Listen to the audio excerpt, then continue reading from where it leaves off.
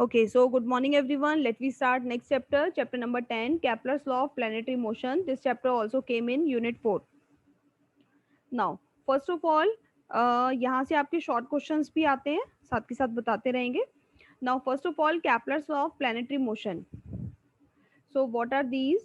Kepler is a German astronomer जिसने planets के ऊपर रिसर्च की और ये जो हमारे प्लैनेट्स होते हैं जो सन के अबाउट रिवॉल्व करते हैं तो किस तरीके का वो पार्ट डिस्क्राइब करते हैं, कितना टाइम लेते हैं और इस केस में जो भी उसका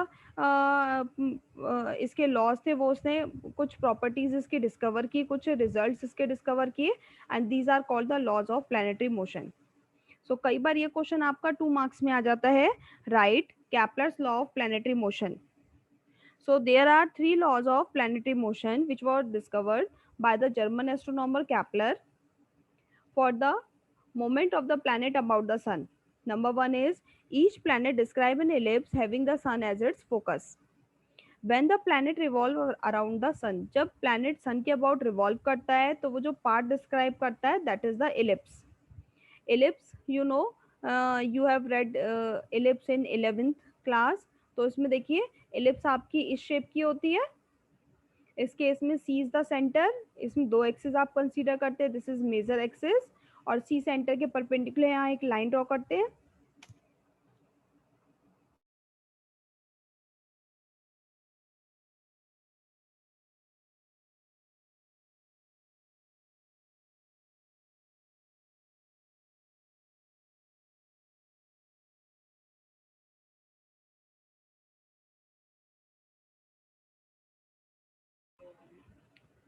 सो इसके परपेंडिकुलर लाइन ड्रॉ करेंगे. Then this is the minor axis. इस केस में दो फोकस होते हैं आपके, एक एस दूसरा S dash.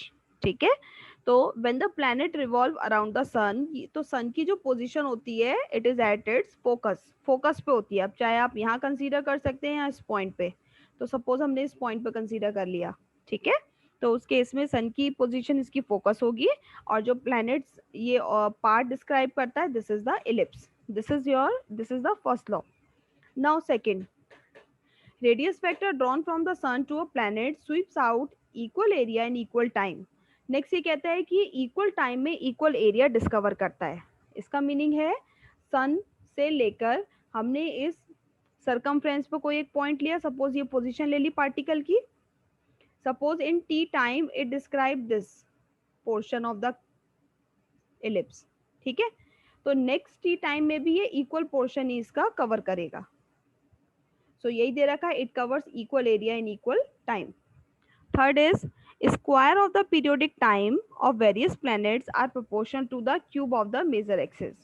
Means square of the periodic time. Suppose T हमने टाइम पीरियड ले लिया. टाइम पीरियड होता है time for completing one cycle. एक साइकिल को कंप्लीट करने के लिए जो उसे टाइम लगता है that is called time period.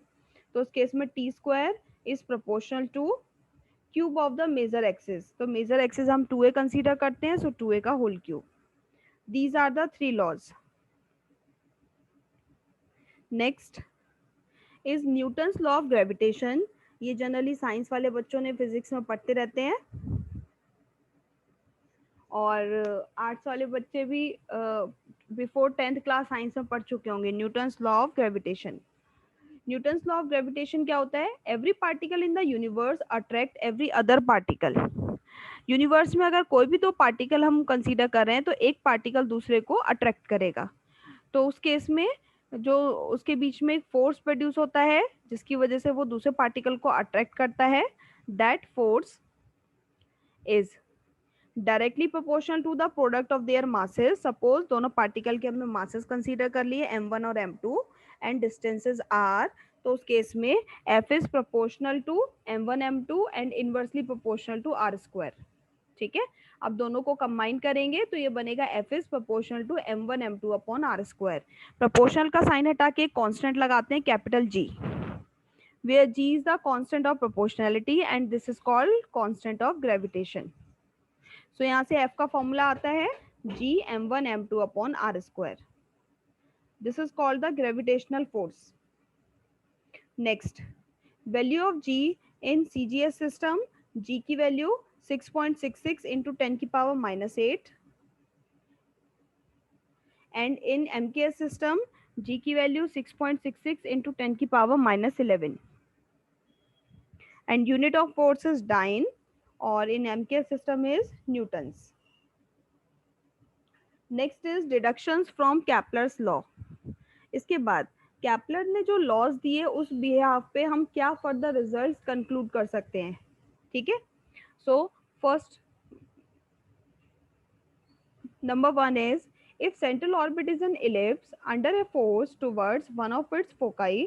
तो इसमें ये कहता है कि अगर हम कहते हैं कि पाथ हमारा या सेंट्रल ऑर्बिट इलिप्स है, तो हमने 9 चैप्टर में इलिप्स के लिए law of force find out किया था और फोर्स आपका आता है inversely proportional to R square. तो इसका मीनिंग यहाँ से हम कह सकते हैं कि अगर हमारा सेंट्रल ऑर्बिट इलिप्स होगा तो उस केस में जो फोर्स की वैल्यू होगी it is inversely proportional to square of the distance. So if the central orbit is an ellipse under a force towards one of its foci, then the attraction of particle varies inversely as the square of the distance from the focus. या आप यहाँ से ये line लिख सकते हैं. So from the first Kepler's law we conclude that acceleration of each planet towards the sun varies inversely as the square of its distance from the sun. ठीक है. नेक्स्ट आ जाइए सेकेंड पार्ट. सेकेंड लॉ इसने कहा it describes या it sweeps out equal area in equal time. तो इसके लिए हमारे पास एक रिजल्ट होता है rate of description of sectoral area, that means areal velocity.